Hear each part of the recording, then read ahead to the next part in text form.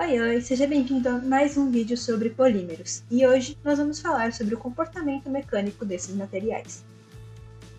Bem, só para introduzir um pouco o assunto, o comportamento mecânico é basicamente quais são as características de rigidez, elasticidade, tenacidade, que aquele material possui.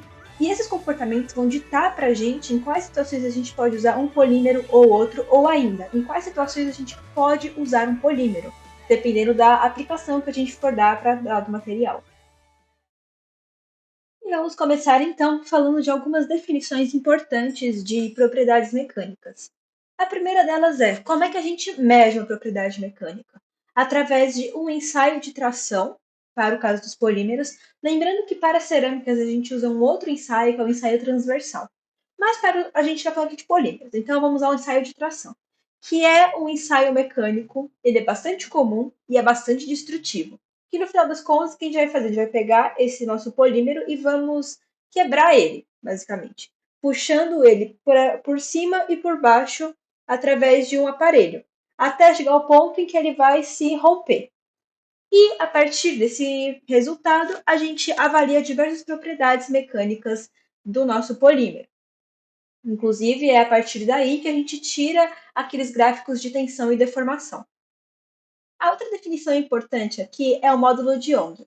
É um valor que a gente chama de E, que mede a rigidez de um material. E uma característica importante é que, como ele mede a rigidez, quando menor for o módulo, maior é a elasticidade do nosso material. Além disso, quanto maior for a nossa temperatura, menor vai ser o módulo de Young também, porque quando a temperatura aumenta, a tendência é que os materiais sejam mais elásticos, automaticamente diminuindo o módulo de Young. E a terceira coisa importante de dizer aqui é a anelasticidade, que basicamente acontece quando a deformação é um número que depende do tempo.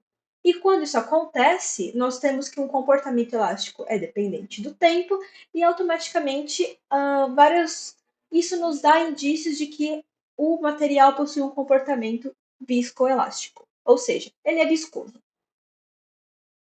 Bem, falado sobre as três definições principais, vamos ver como é que a gente vai estudar o comportamento mecânico na prática.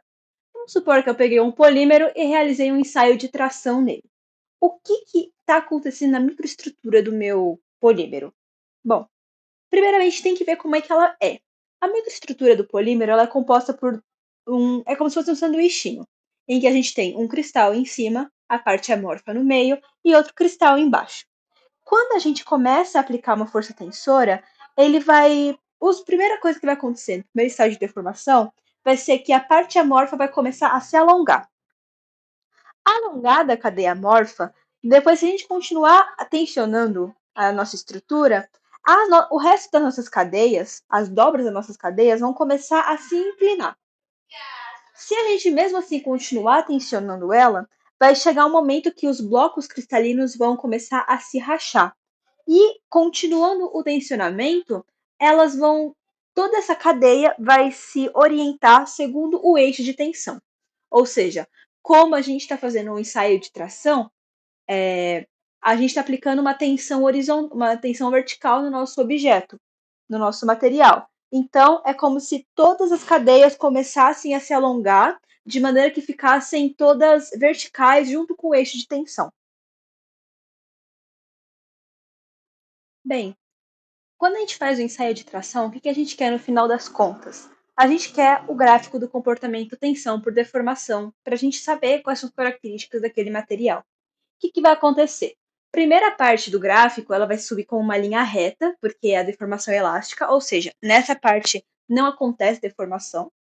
Só que quando chega no nosso ponto máximo, que é o ponto da tensão de escoamento, é o ponto de formação da garganta, que é onde vai começar esses nossos estágios de deformação. Ah, por que tem essa curvinha para dentro de volta no nosso material? É porque justamente aí vai acontecer a primeira fase, que é o alongamento das nossas cadeias amorfas. A partir daí, o nosso polímero vai evoluir com a deformação plástica, de maneira que vai começar essa deformação plástica nas vizinhanças dessa nossa garganta, porque é onde a resistência vai estar mais baixa, e esse pescoço vai começar a alongar. E ele vai aumentar, aumentar, aumentar, até o ponto que vai chegar à fraturação do polímero.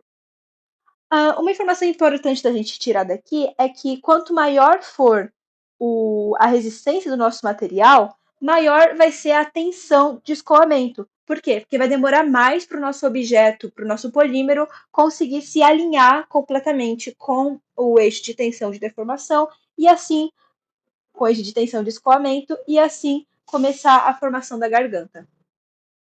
Agora que a gente se familiarizou um pouco com o gráfico de comportamentação e deformação, vamos esmiuçar ele um pouquinho mais. A primeira coisa que eu gostaria de falar é que o ensaio de tração ele vai levar as cadeias poliméricas até uma tensão próxima à ruptura e também vai alinhar elas com o eixo, conforme a gente falou dos estados de deformação. Além disso, para os polímeros, o comportamento do nosso gráfico é não linear. Outra questão importante aqui foi o que a gente falou agora mais cedo nas definições, sobre a elasticidade. Para os polímeros, e isso diferencia ele dos metais também, a elasticidade é bastante significativa e nos comprova o comportamento viscoelástico de polímeros. Por último, para finalizar aqui também, o comportamento de formação e tensão dos nossos polímeros ele vai variar bastante de acordo com o tipo de polímero que a gente está trabalhando.